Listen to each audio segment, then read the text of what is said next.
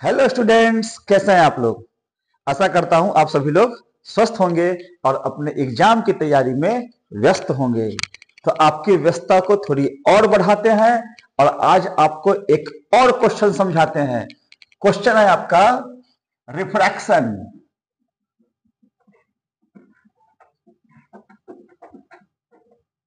Bye ए prism, refraction bye ए prism.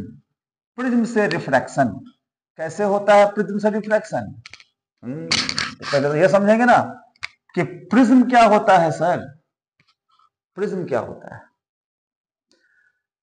चलिए, तो prism के बारे में डिफिनेशन आपको आंसर का हिस्सा नहीं है, बट समझिए प्रिज्म क्या होता है। किसी कोण पर झुके दो सरफेस है ना, मान लेते हैं एक सरफेस ये हो गया, एक सरफेस ये हो गया। किसी एक पूरा सतह इस तरीके से इधर से मिला हुआ किसी कोण पर झुके दो सतहों से घिरा समांगी पारदर्शी माध्यम प्रिज्म कहलाता है। तो आया समझ में? दो सतह है, किसी कोण पर झुका हुआ है और बीच का जो माध्यम है वो समांगी है, मतलब सेम टाइप का है। शीशा है तो शीशा है ना। तो दो सतहों से घिरा समांगी पारदर्शी माध्यम क्या कहलाता है? प्रिज्म कहलाता है। तो प्रिज्म का डिफिनेशन इंग्लिश में बोलेंगे तो क्या बोलेंगे? The ways shaped structure surrounded by two surfaces is called prism. नहीं, वेज शेप्ड मतलब नुकीला टाइप का होगा, तीखा है ना, तीखा टाइप का। तो होमोजेनियस मीडियम है, वेज शेप्ड तीखा किनारा वाला, वेज शेप्ड होमोजेनियस मीडियम है और दो सतहों से घिरा हुआ है, कुछ कोण पर झुका हुआ है। ठीक है, तो उसे हम लोग क्या बोलते हैं? प्रिज्म बोलते हैं। प्रिज्म का डिफिनेशन आप लोग को पता ही होगा। A wedge shaped structure surrounded by two surfaces inclined by some angle is called a prism। दिख रहा है पिक्चर? यही प्रिज्म है। ऐसे प्रिज्म का जो थ्योरेटिकल पिक्चर हम लोग बनाते हैं इस तरीके से, याद होगा आपको। थोड़ा सा इसको तिरछा करते हैं, थोड़ा सा इसको तिरछा करते हैं, थोड़ा सा इसको निकालते हैं।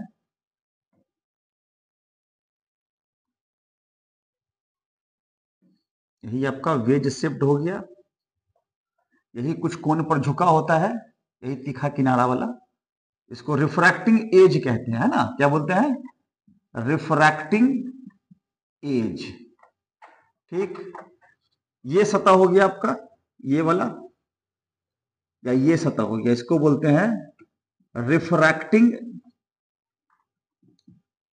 फेस। ये रिफ्रैक्टिंग फेस हो गया। ठीक बात है। और इसके बाद ये जो आपका नीचे का पोर्शन दिख रहा है, इस नीचे वाले पोर्शन को बोलते हैं बेस।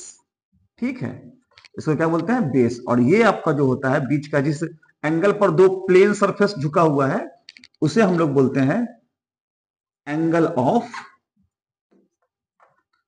प्रिज्म। ये होता है प्रिज्म का structure. A wedge shaped structure surrounded, A homogeneous veg shaped structure surrounded by two surfaces inclined at some angle is called a prism। ये प्रिज्म का हो गया। तो ये हम लोग के आंसर का विषय वस्तु नहीं है, ये जानना है कि प्रिज्म क्या होता है। प्रिज्म का दो सतह है, रिफ्लेक्टिंग है, लाइट वगैरह इसी पे पड़ता है, घूम घाम करके इससे निकल जाता है वो, है ना। लाइट पड़ेगा और इधर से निकल जाएगा, 7 रंगों में बट के निकलेगा। ठीक है, तो प्रिज्म लिखना नहीं अपने लोग को तो रिफ्लेक्शन दिखाना है ना प्रिज्म से। प्रिज्म से रिफ्लेक्शन दिखाना है, या आपको दिखाना होता है कि आप प्रूफ करके बताइए कि डेल्टा प्लस ए, डेल्टा क्या होता है? Angle of deviation. A prism angle, ये इंसिडेंस एंगल और इमर्जेंस एंगल के सम के बराबर होता है। ये भी प्रूफ करने को बोल सकता है। ठीक ना, तो इसी लैंग्वेज पर आपका क्वेश्चन रहेगा। तो आइए देखते हैं कैसे इसको डील करते हैं। मान लेते हैं अपने पास कोई एक प्रिज्म है, ए बी और सी। कोई प्रिज्म हो सकता है ए बी सी, जिसका प्रिज्म एंगल है एंगल ए। ठीक, और इसके ऊपर कोई रे ऑफ लाइट इंसिडेंट किया, लैंग्वेज में ले लेते हैं पीक्यू, पीक्यू कोई रे ऑफ लाइट है जो इस पर इंसिडेंट किया, ठीक।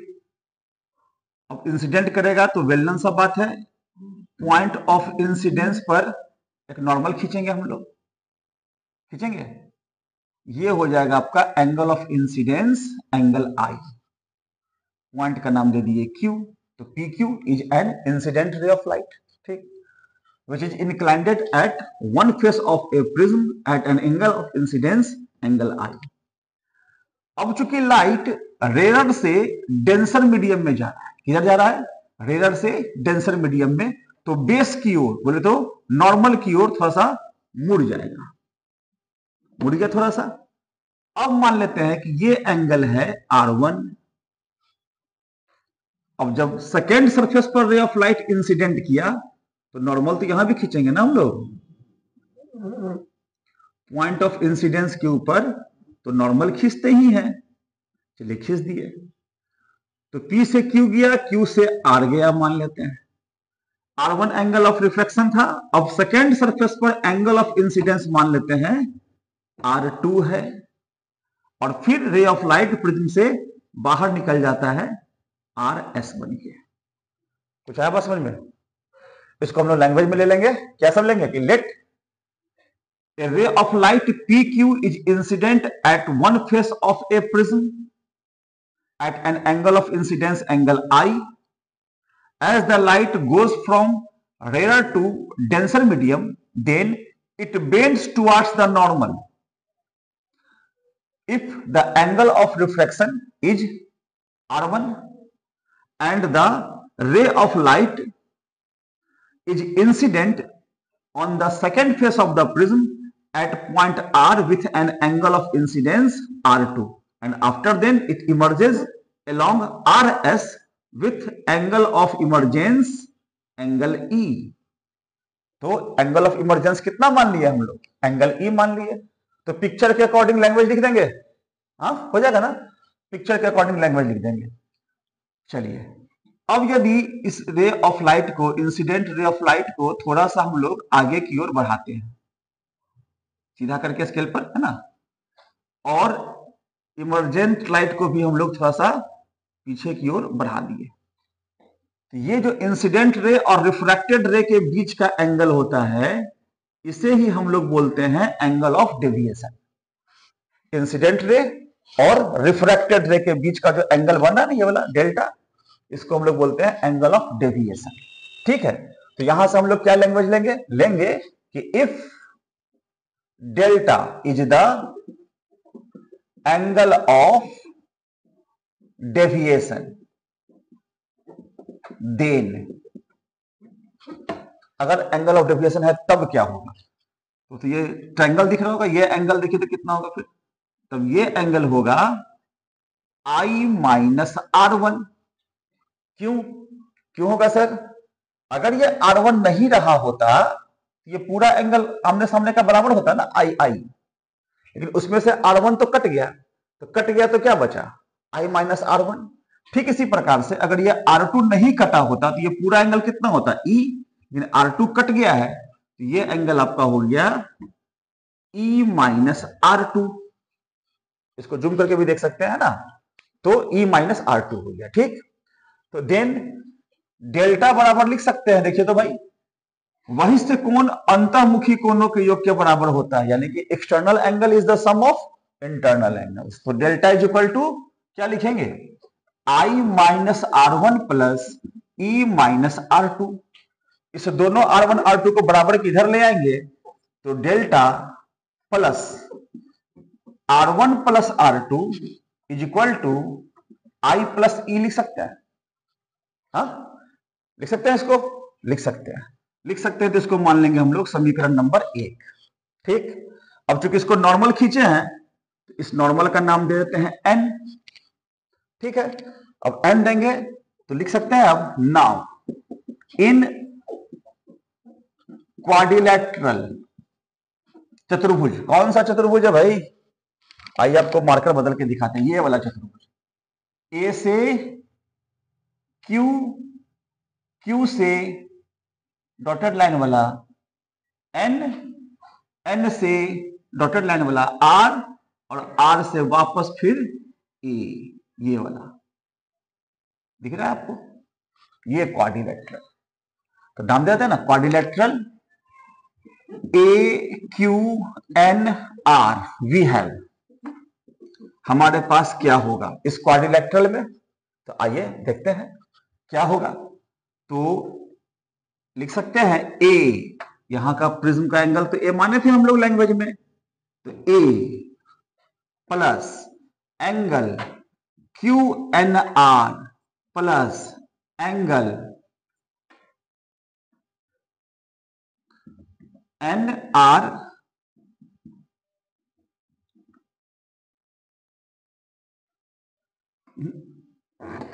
ये नहीं, पहले ए ले लिए ना, तो अब एंगल ए क्यू एन, इसके बाद ये एंगल लेंगे ना A Q N plus angle Q N R plus angle N E, नहीं उसका नाम आर दिया तो N R A is equal to कितना होगा सर 360 डिग्री। एक क्वाड्रिलेटरल के चारों एंगल का सम किसके बराबर होता है 360 डिग्री के बराबर होता है। गॉट इट, चलिए होता है तो अच्छी बात है। अब देखिए यहां पर सिंस ये तो आप नॉर्मल डाले हैं ना, डॉटेड लाइन वाला तो क्या है नॉर्मल है, चलिए नॉर्मल है तो since angle A Q N बराबर एंगल एन आर ए, ये बराबर 90 डिग्री है 10, अगर 90 डिग्री है तो A plus 90 degree plus angle Q N R plus 90 degree is equal to कितना हो जाएगा 360 डिग्री।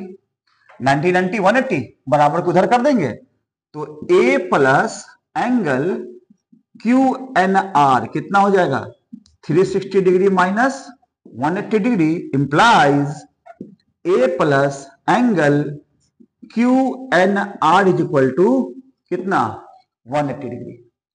समझ में आया इसे बात। समीकरण 2 कुछ बड़ा बात नहीं किया, चारों एंगल का नाम लिख लिए, A plus angle A Q N plus angle Q N R plus angle N R A, चारों एंगल का नाम लिख लिए। चारों एंगल का सम किसके बराबर 360 डिग्री के बराबर। ठीक, अब चूंकि ये तो नॉर्मल डाले हैं ना, ये तो 90 डिग्री है स्पष्ट रूप से, ये जो सतह के साथ बनाया गया ये तो पूरा पूरा 90 डिग्री है ना, सतह के साथ बनाया गया पूरा पूरा कौन 90 डिग्री का है, तो 90 डिग्री है तो लिख देते हैं since angle A Q N बराबर है एन आर ए बराबर है किसके 90 डिग्री के। अगर 90 डिग्री के बराबर है तो वैल्यू डाल देंगे इसमें। वैल्यू डाल देने के बाद क्या होगा A plus 90 degree plus angle Q N R plus 90 degree equal to कितना 360 डिग्री, हाँ कि ना।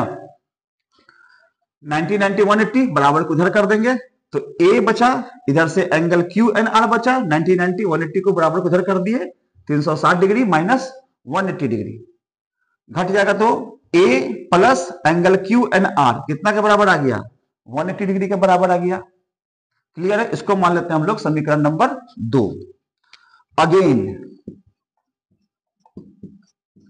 इन ट्रायंगल, अब ट्रायंगल पे आ जाओ भाई, हमको ये एंगल नहीं ना पता चल रहा है, तो Q N R angle triangle Q N R we have, एक में तो R1 पता चला तो R1 plus angle Q N R plus R2 is equal to कितना 180 डिग्री।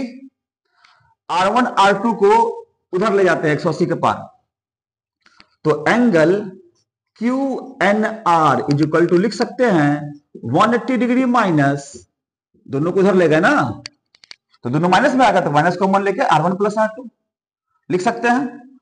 अब जब लिख सकते हैं तो यहां कहेंगे हम लोग फ्रॉम इक्वेशन 2, इक्वेशन 2 से आ जाओ भाई। इक्वेशन 2 से क्या हो जाएगा क्यू एन आर का वैल्यू डाल देते हैं, तो A plus Q N R का value 180 degree minus R1 plus R2 is equal to 180 degree होगा। अब चाहिएगा तो काट दीजिएगा, अदरवाइज बराबर को उधर ले चलिए। इसको 180 को दोनों साइड में है, प्लस में है, काट देंगे, बराबर को उधर गया तो A इज इक्वल टू क्या हो जाएगा, R1 प्लस R2। कोई दिक्कत? मर्जी हो तो मान सकते हैं इसको समीकरण नंबर 3 और कहेंगे अब फ्रॉम इक्वेशन 1 एंड 3, 1 ये वाला शुरू वाला इक्वेशन 1, अब इक्वेशन 3, ए का वैल्यू यहां डाल देते हैं R1 प्लस R2 के जगह पर, तो delta plus A is equal to क्या आ गया, I प्लस ई। देखो भाई प्रूफ हो गया प्रूफ्ड। यही प्रूफ करना था ना आज अपने लोग को, रिफ्रैक्शन बाय ए प्रिज्म।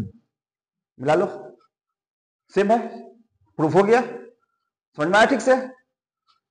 चलिए कुछ बड़ा बात नहीं था। पहले तो क्वाड्रिलेटरल लेकर के हम लोग इक्वेशन 2 तक पहुंच गए थे, समझा भी दिए थे। उसके बाद हम लोग क्या किए ना, इस ट्रायंगल को ले लिए। कौन सा ट्रायंगल?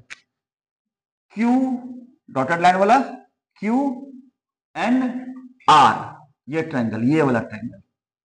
इस ट्रायंगल में तीनों कोनों का योग कितना होगा, 180 डिग्री होगा। एंगल कितना बना इस ट्रायंगल में, गौर से देखो, ये वाला R1 बना, R1 बना, ये एंगल QNR बना, एंगल QNR बना, ये एंगल R2 माने थे हम लोग, तो R2 लिख दिए इज इक्वल टू किसके बराबर, 180 डिग्री के बराबर। हाँ ठीक, R1 प्लस R2 को बराबर को उधर कर देंगे तो दोनों प्लस में उधर जाके माइनस में हो जाएगा ना। तो एंगल QNR कितना आ गया, 180 degree minus R1 plus R2। अब इसको हम लोग क्या करते हैं, इक्वेशन 2 में डाल देते हैं, ये वाला, ये इक्वेशन 2 में डाल देते हैं। इक्वेशन 2 में जो ही डालेंगे QNR का वैल्यू, तो A रह गया QNR के जगह पर 180 degree 180 degree minus R1 plus R2, QNR के जगह रख दिए, बराबर किसके, तो बराबर तो 180 है ही ना। अब 180 दोनों साइड में प्लस में तो काट देंगे, क्योंकि ये 180 उधर जाएगा तो माइनस में प्लस माइनस तक कट ही जाएगा ना, इधर भी काट सकते हैं। अब ये माइनस वाला बराबर के उधर गया तो A इक्वल टू कितना आ गया, R1 प्लस R2। इसको मान लेंगे अपने सुविधा के लिए इक्वेशन 3। जब मान लेंगे तो अब कह सकते हैं फ्रॉम इक्वेशन 1 एंड 3, इक्वेशन 1 यहां है, इक्वेशन 3 यहां है, R1 प्लस R2 का वैल्यू डाल देंगे तो डेल्टा प्लस ए, R1 प्लस R2 का वैल्यू ए लेंगे ना, तो delta plus A equal to कितना हो जाएगा, I प्लस ई। प्रूव हो गया, प्रूव हो गया। चलिए, इसमें कभी कभी क्वेश्चन में कहता है कि प्रिज्म के मटेरियल का रिफ्रैक्टिव इंडेक्स बतलाइए, ये वाला म्यू किस मटेरियल का बना होगा। समझ में आ रहा बात? अब इस क्वेश्चन को समझने के लिए थोड़ा सा ब्रेक लेना पड़ेगा आपको। ब्रेक किस प्रकार से कि थोड़ा कॉन्सेप्ट चेक करना पड़ेगा, कॉन्सेप्ट को रिकॉल करना पड़ेगा कि मिनिमम डेविएशन के केस में होता क्या है। ठीक बात है? तो हम लोग क्या करते हैं, एक कॉन्सेप्ट अपना रिकॉल कर लेते हैं। एक तरफ मानते हैं एंगल ऑफ इंसिडेंस और एक तरफ मानते हैं एंगल ऑफ डेविएशन। मान ले। चलिए, प्रैक्टिकली क्या होता है कि जब एंगल ऑफ इंसिडेंस को हम लोग बढ़ाते हैं तो डेविएशन का वैल्यू घटता चला जाता है, और एक पार्टिकुलर एंगल ऑफ इंसिडेंस पर इसका एंगल ऑफ डेविएशन मिनिमम हो जाता है। ठीक है, और उसके बाद भी अगर एंगल ऑफ इंसिडेंस को बढ़ाएं तो अब ये बढ़ना शुरू कर देता है। ठीक है, यही कॉन्सेप्ट है इसका कि एक पार्टिकुलर एंगल ऑफ इंसिडेंस पर प्रिज्म के द्वारा डेविएशन क्या हो जाता है, मिनिमम हो जाता है। ठीक है, अब यदि मिनिमम हो जाता है तो क्या होगा सर, अब यदि मिनिमम हो जाता है तब ray of light symmetrical move करेगा। सिमेट्रिकल मूव करने का मतलब, लेकिन सबको हटाते हैं,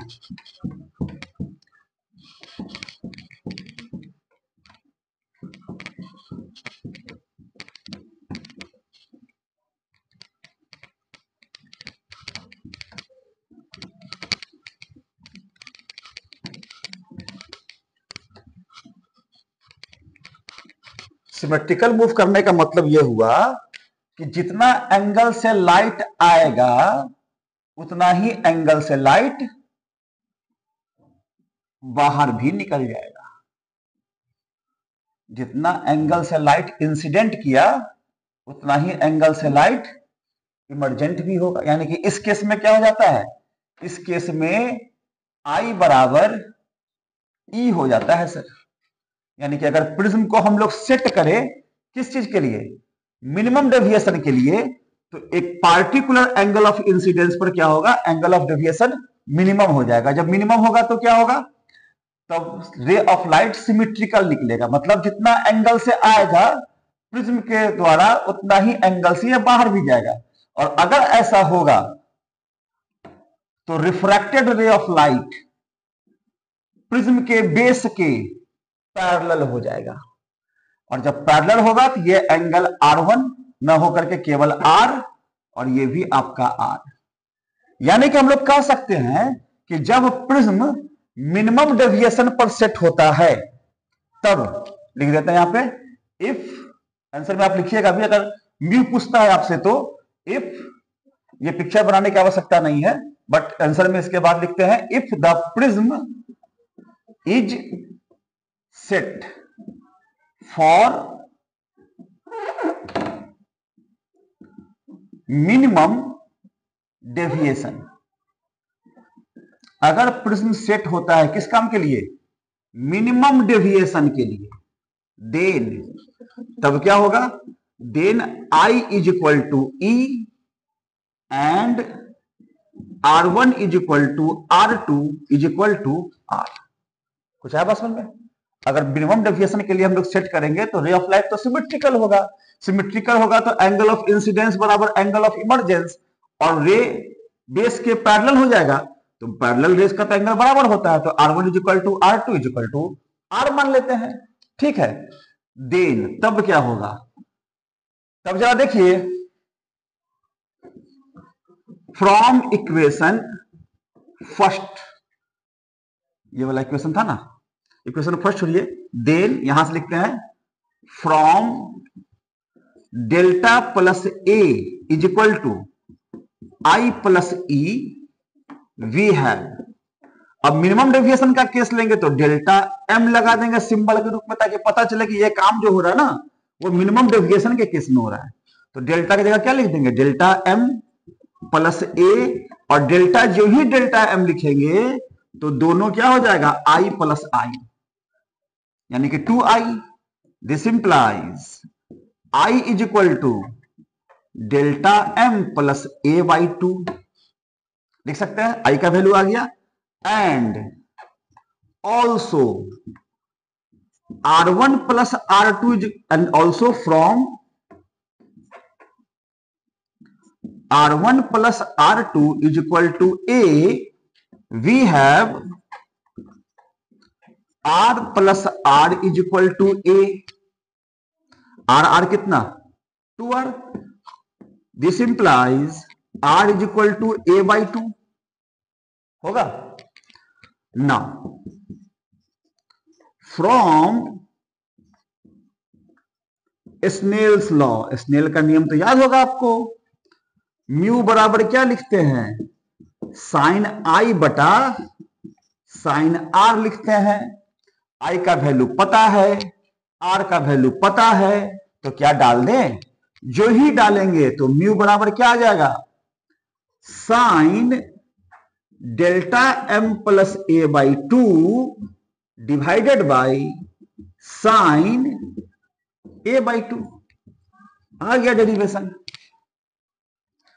समझ में आया, डेरिवेशन आ गया। यहां पे आया कॉन्सेप्ट समझ में।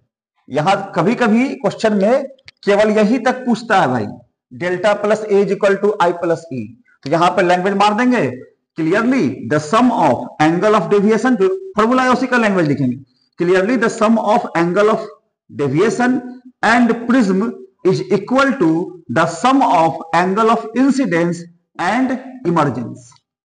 यानी कि विचलन कोण और प्रिज्म कोण का योग आपतन तथा निर्गत कोण के योग के बराबर होता है। हिंदी और इंग्लिश में दोनों माध्यम में, जिसमें भी आप आंसर लिख रहे हो, आप लैंग्वेज यहां पे देके अपने आंसर को द एंड कर सकते हैं। लेकिन अगर आपसे उसी क्वेश्चन में पूछ देता है कि नहीं नहीं हमको म्यू वाला बात ही बताओ भाई, तो ये आपके जानने के लिए था मिनिमम डेविएशन के केस में होता क्या है, ठीक ना। इसको आंसर का हिस्सा हम लोग नहीं मानेंगे। मिनिमम डेविएशन के केस में क्या होता है, इसको हम लोग नहीं मानेंगे आंसर का हिस्सा, ठीक है। हम लोग आंसर का हिस्सा किसको मानेंगे, हम लोग आंसर का हिस्सा केवल इस बात को मानेंगे। किस बात को, इतना लिखने के बाद सीधा लिखेंगे if the prism is set for minimum deviation. अगर प्रिज्म सेट होता है किस काम के लिए भाई, बोले भी नहीं करता, मिनिमम डेविएशन के लिए, ठीक बात है। अगर प्रिज्म को सेट कर दिए किस काम के लिए, मिनिमम डेविएशन के लिए, तब क्या होगा, देन आई बराबर ई हो जाएगा, R1 is equal to R2, R मान लेंगे हम लोग, ठीक है। तब क्या हो गया, तो हम लोग तो फॉर्मूला निकाले हैं delta plus A is equal to I plus E, यहां पे सामने है ना। तो जब भी ई बराबर आई लिखेंगे तो डेल्टा बराबर डेल्टा एम हो जाएगा, क्योंकि मिनिमम डेविएशन पर ना दोनों बराबर होता है। तो delta M plus A is equal to I plus I, E के जगह आई कर दिए, आई टू क्रॉस मल्टीप्लाइड कर देंगे तो आई इज इक्वल टू कितना आ गया, delta M plus A by 2। इसी प्रकार से हम लोग इक्वेशन 3 में देखे थे, यहां अभी भी है बोर्ड पर, ए बराबर R1 प्लस R2 बराबर क्या लिखते हैं, ए। तो यहां से R1 के जगह भी R, R2 के जगह पर भी R बराबर किसके, ए के। R2 को उधर ले जाएंगे, क्रॉस मल्टीप्लाइड करेंगे तो R is equal to A by 2।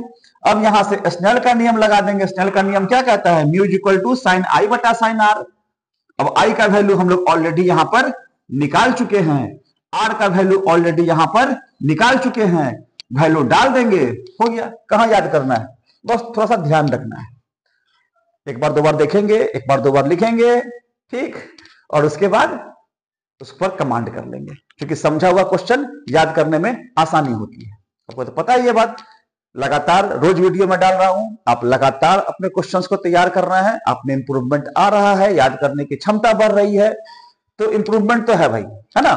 तो इस इंप्रूवमेंट को वेस्ट नहीं होने देंगे, और भी नए नए क्वेश्चंस पे कमांड करेंगे, ताकि एग्जाम की तैयारी आपकी और स्ट्रांग हो सके और अच्छी हो सके, और कोई भी क्वेश्चन एग्जाम में पूछे लाइट से तो वो ना छूटे।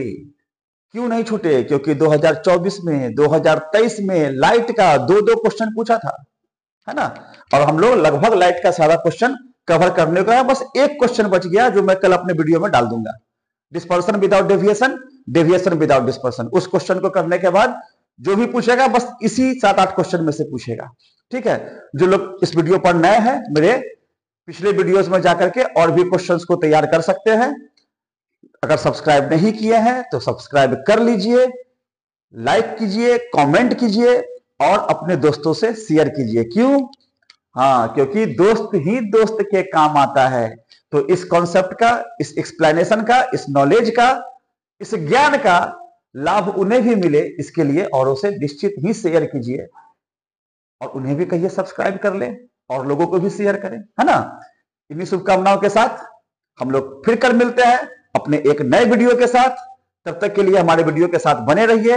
बाय।